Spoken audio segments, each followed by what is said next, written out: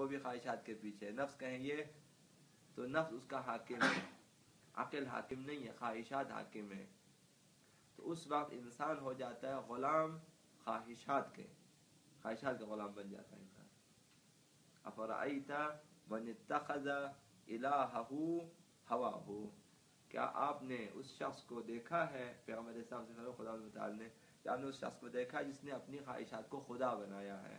یعنی اس کی اطاعت کرتا ہے، خواہشات کی اطاعت کرتا ہے. لوگ سمجھتے ہیں کہ ایک انسان اگر ایسا ہے جو یہ کہتا ہے کہ میں جو چاہوں گا کروں گا، میں جو چاہوں گا کھاؤں گا، میں جہاں چاہوں گا جاؤں گا، یہ جو چاہوں گا کروں گا، چاہوں گا جاؤں گا، جو چاہوں کھا لوں، یہ وہ انسان ہوتا ہے جو خواہشات کا غلام ہوتا ہے. چونکہ اس نے خواہشات کو اپنا خدا بنایا ہوا، معبود بنایا ہوا. چونکہ خواہشات جس قسم کا ہے اسی قسم کا ہے. لوگ سمجھتے ہیں کہ یہ بڑے لوگ ہیں، وہ اپنی مرضی کے مالک ہیں. مرضی کا مالک نہیں، اس کی مرضی خواہشات ہے، خواہشات کا غلام ہے.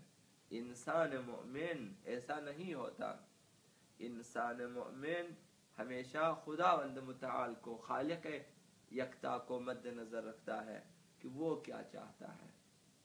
وما تشاءون الا ان یشاء اللہ، وہ نہیں چاہتے مگر وہی جو خدا چاہتا ہے. تو مؤمن ظرف ارادہ الہی بن جاتا ہے، مؤمن مظہر ارادہ الہی بن جاتا ہے. کہ انسان مؤمن وہی چاہتا ہے جو خدا چاہتا ہے. انسان مؤمن دیکھتا ہے کہ خداوند کیا چاہتا ہے، وہ آزاد ہے، باقی خواہشات کے غلام ہے. تو لہذا انسان کے اندر حرص ہے، اس کا علاج ہونا چاہیے. ہمیں یہ بات اچھی طرح سے معلوم ہے کہ جب ہم کسی جسمانی بیماری کا علاج کرتے ہیں تو سب سے پہلے بیماری کی وجوہات کو تلاش کرتے ہیں. البتہ ہم نہیں ڈاکٹر، طبیب پوچھتے آپ نے کیا کھایا تھا، کہاں گئے تھے آپ، وہ پوچھتے ہیں تاکہ جانے کہ ہوا کیا ہے، کہاں سے ممکن ہے کہ بیماری لاحق ہو چکی ہو، تاکہ ڈاکٹر جو ہے جلد سے جلد اصل مرض کو جو ہے تشخیص دے سکتا ہے اور علاج کر سکتا ہے. لہذا وجوہات کو تلاش کرتے ہیں، اس لیے کہ بیماری کی وجوہات ختم کیے بغیر بیماری کا علاج نہیں کر سکتے. تو وجہ معلوم ہونی چاہیے، کیونکہ بخار بھی کئی قسم کے آ سکتے ہیں. کبھی کھانے کی وجہ سے، کبھی دھوپ کی وجہ سے، کبھی کسی اور وجہ سے، کبھی موسم کی وجہ سے، کبھی جو ہے بلڈ پریشر کی وجہ سے، کبھی کسی اور وجہ سے. لہٰذا بخار صرف بیماری نہیں، علامت ہے. تو ڈاکٹر چاہتا ہے کہ اس کا خون چیک کرتا ہے، بلڈ پریشر اس کا اسی طرح اس کے نبض وغیرہ، تاکہ اصل وجہ کو معلوم کرے، تاکہ اس کے مطابق علاج کرے. تو لہذا وجوہات معلوم ہونا ضروری ہے تاکہ مرض کا علاج ہو سکے. مسکن دواؤں کے ذریعے وقتی طور پر بیماری کی علامات کو دبایا جا سکتا ہے. بعض دوائیاں مسکن کہلاتے ہیں، انسان کو سکون دینے والی دوائیاں، جس کو آپ پین کلر دوائی کھلاتے ہیں. بیماری ہے، صرف درد کو ختم کرتا ہے کہ اب آپ بے حس ہیں، درد کا احساس نہیں کر رہے. بیماری اپنی جگہ ہے، وہ جو ہے وقتی طور پر ہے، اصل علاج نہیں ہے. لہذا مسکن دواؤں کے ذریعے وقتی طور پر آپ جو ہے علامات کو تو دبا سکتے ہیں، مگر کچھ عرصہ گزرنے کے بعد دوبارہ سر اٹھا لیتی ہے بیماری. اخلاقی بیماریوں کا بھی یہی حال ہے. لہذا ان کا علاج کرنے سے قبل ضروری ہے کہ ان کے اسباب اور عوامل کو تلاش کریں، وجوہات کو تلاش کریں، اور اس کے بعد مکمل طور پر بےکنی ہو سکتی ہے اگر مومن چاہے، یا کم از کم کسی حد تک بہتر علاج ہو سکتا ہے. جب آپ کو بیماری کی وجوہات کا پتہ چلے، نقصانات کا بھی پتہ چلے، تو آپ بہتر علاج کر سکتے ہیں. گزشتہ صفحات میں ہم احادیث کی روشنی میں یہ جان چکے ہیں کہ حرص کی وجہ اللہ تعالیٰ کے بارے بدگمانی اور اس پر اعتماد اور بھروسہ نہ ہونا ہے. حرص کی وجوہات کیا ہیں؟ اللہ پر بھروسہ نہ ہونا، ایمان کا کمزور ہونا، اور خدا کے بارے بدگمانی. بدگمانی یہی ہے کہ ہم یقین نہیں رکھتے خداوند میری مدد کرے گا. بدگمانی یہی نہیں ہے. یوسف کو یقین ہے خدا مدد کرے گا، لہذا وہ بند دروازوں کی طرف دوڑتا ہے، خداوند مدد فرماتا ہے۔ خداوند متعال کا وعدہ ہے کہ من یتق اللہ یجعل لہ فرقانا، جو تقوی اختیار کرتا ہے خداوند اس کے لیے فرقان، حق و باطل میں فرق کی طاقت دے دیتا ہے، اور ومن یتق اللہ یجعل لہ مخرجا، اگر تقوی اختیار کرتا ہے تو خداوند جو ہے نجات کی راہ بھی دکھا دیتا ہے۔ متقی انسان اگر چاہے نجات حاصل کرے، خداوند راہ نجات دکھاتا ہے۔ تو لہذا خداوند متعال کے بارے میں جب بدگمان ہے تو یہ راستہ کہاں سے ملے گا؟ جب مجھے یقین ہی نہیں ہے خدا میری مدد کرے گا، دوسروں سے زیادہ امیدیں ہیں، دوستوں سے زیادہ امیدیں وہ میری مدد کرے گا، اتنی امید خدا سے نہیں ہے۔ اور اس پہ خوب غور کریں، شاید ہمارا نفس فی الحال نہ مانے کیونکہ ہم وہاں تک نہیں پہنچے ہیں۔ اب آپ پہنچیں گے اگر آپ دقت کریں کہ واقعاً خدا پر ہے بھروسہ مجھے کہ آپ اللہ کا نام لے کے نکلیں۔ اگر آپ خدا پہ بھروسہ کر کے نکلتے بڑی بات ہے کہ بھروسہ خدا کے اوپر ہے، باقی تمام اسباب وسائل ہیں۔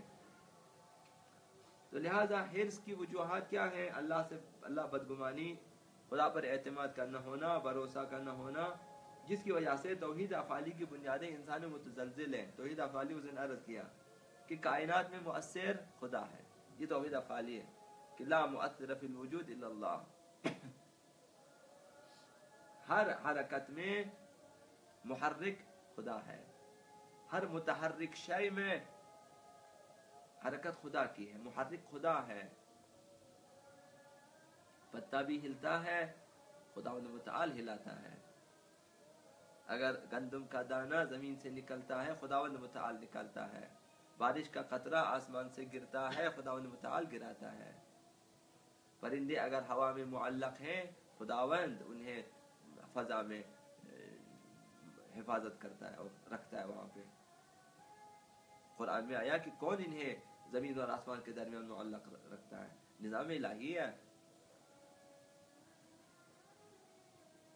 لہذا ہماری جو ہے خدا پر بھروسہ نہ ہونا ان ہم خدا کو مؤثر یا نہیں سمجھتے یا بہت کم مؤثر سمجھتے ہیں ہمارے امور میں۔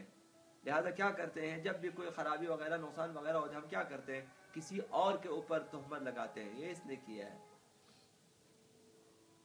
کبھی اپنے بارے میں نہیں سوچتے شاید مجھ سے کوئی غلطی ہوئی ہے، اس کی وجہ سے مجھے یہ سزا ملی ہے۔ نظام الہی میں ڈھونڈنے کی کوشش کریں کہ خدا نے آخر ایسا کیوں ہونے دیا کہ کسی شخص نے میری بے عزتی کی، مثلا کیوں کی، یا میرا امتحان ہے، یا میرے گناہوں کا کفارہ ہے، یا مجھ سے کوئی ایسی غلطی ہوئی ہے، یا خداوند مجھے نصیحت کرنا چاہتا ہے، عبرت مجھے دینا چاہتا ہے۔ لہذا انسان اگر اپنی کمزوریوں میں دقت کرے توحید افعالی اس کی مضبوط ہو جاتی ہے۔ ہر دفعہ جب آپ گر جاتے ہیں سوچیں کہ مجھ سے کوئی تقصیر ہوئی ہے کہ میں زمین گیر ہو چکا ہوں، میں گر چکا ہوں، تو اپنی تقصیروں پہ۔ لہذا جن کا اعتماد ہوتا ہے خداوند متعال وہ ہر چیز کے ہر سبب کو خداوند متعال کے امور میں نظام میں ڈھونڈنے کی کوشش کرتا ہے۔ باقی سارے مثلا ہمارے یہاں پہ کہتے ہیں جب بھی مثلا بڑے بڑے افراد ہمارے قتل ہو جاتے ہیں تو کیا کہتے ہیں؟ بھائی جس نے قاتل کون ہے؟ قاتل یہ شخص، بھائی یہ تو کرایہ کا ہے، اس نے تو چند ہزار روپے لیے بندے قتل کیا، اصل قاتل جس نے ان کو مثلا، یہ ایک جو ہے تشبیہ معکوس جسے کہتے ہیں، یہ وہ ہے۔ ان اصل محرک کو دیکھیں کہ کون ہے۔ ابھی آپ نے کسی کو پیسے دیے، آپ نے مجھے پیسے دیے، آپ نے مجھے راشن دی، آپ نے مجھے کھانے دیے، آپ نے مجھے میرے ساتھ دوستی کی، مثلا سب دیکھیں اصل محرک کون ہے کہ آپ سب کو مثلا جو ہے کسی کی محبت پہ جمع کیا، لہذا اصل محرک خدا ہے۔ یہ ہم لوگ سمجھتے ہیں کہ یار یہ آپ کی مہربانی، آپ کی سب کی مہربانی، لیکن اصل محرک خدا، اگر خدا نے چاہا تو آپ لوگوں کے دلوں کو مثلا میری طرف راغب کر دیا، اگر خداوند نہ چاہے تو سارے دل جو ہے متنفر ہو جائے اور ٹوٹ جائے۔ تو اصل محرک خدا ہے، یہ ہے توحید افعالی۔ جب خدا پر بھروسہ نہ ہو تو توحید افعالی متزلزل ہو جاتی، ہم افراد کو مؤثر سمجھتے ہیں کہ ہو نہ ہو اس نے کیا، اس وقت سارا اعتماد اس شخص پر ہے، خدا پر نہیں ہے. یہ فرق سمجھ میں آئے انشاءاللہ. تو لہذا جو شخص اللہ کو قادر اور رازق سمجھتا ہے ہر خیر و سعادت کی چابی اس کے ہاتھ میں ہے, یہی سمجھتا ہے. تشاء بیدک الخیر انک علی کل شیء قدیر تعز من تشاء وتذل من تشاء تؤتی الملک من تشاء وتنزع الملک ممن تشاء. یہ توحید افعالی. جسے چاہے حکومت دے, جسے چاہے حکومت چھین لے, جسے چاہے عزت دے, جسے چاہے ذلت دے, سب خدا کے ہاتھ میں. یہ توحید افعالی. ایسا شخص کبھی دنیاوی معلومات جمع کرنے میں حرص سے کام نہیں لیتا, چونکہ کل بھی میرا خدا ہے, آج بھی ہے, کل بھی مجھے دے گا, آج بھی. لہذا نہ اپنے دینی وظیفوں سے سر پیچی کرتا ہے, نہ خدا کو بھول جاتا ہے. جس قدر خدا چاہتا ہے کام کرتا ہے, واپس آ جاتا ہے, عبادت کرتا ہے, زیادہ ٹینشن نہیں لیتا. جو اللہ تعالیٰ کے وعدوں پر پختہ ایمان رکھتے ہیں, اللہ تعالیٰ کے اس فرمان کا مطلب اچھی طرح سمجھتا ہے کہ ما عندکم ینفد وما عند اللہ باق. جن کا ایمان ہے خدا پر وہ سمجھتا ہے ما عندکم ینفد, جو تمہارے پاس وہ ختم ہونے والا, جو کچھ آپ ہمارے پاس ختم ہوتا ہے. وما عند اللہ باق, جو کچھ اللہ کے پاس ہے وہ ہے, وہ باقی ہے. خدا کے بعد اب جو کچھ بھیجے ہیں باقی ہے, کبھی ختم نہیں ہوتا. لیکن جو ہمارے پاس ہے وہ ختم ہو جاتا ہے. ایسا شخص نہ صرف یہ کہ مال جمع کرنے میں حریص نہیں ہوتا بلکہ اللہ کے راہ میں خرچ کرنے میں حریص ہو جاتا ہے. بعض لوگ کماتے ہیں کہ خرچیں, بعض لوگ کماتے ہیں کہ نہ خرچیں, جمع ہو جائے. جن کا خدا پہ اعتماد ہوتا ہے خدا کے راہ میں خرچتا ہے کہ یہ میرے لیے باقی ہے. جب توحید پر, خاص طور پر توحید افعالی پر انسان کا ایمان کمزور ہو جاتا ہے تو بہت سی اخلاقی بھی برائیاں یعنی رذائل اخلاقی اس پر حملہ آور ہو جاتی ہیں, جن میں سے حرص سب سے زیادہ خطرناک ہے. توحید افعالی کمزور ہو جائے تو انسان میں حرص پیدا ہو جاتا ہے, حرص کا حملہ ہو جاتا ہے جو خطرناک ہے. لہذا ایمان کو مضبوط کر کے اس کا مقابلہ کرنا چاہیے. حرص کی ایک اور وجہ اس کے اثرات اور نتائج کے بارے میں جہالت ہے.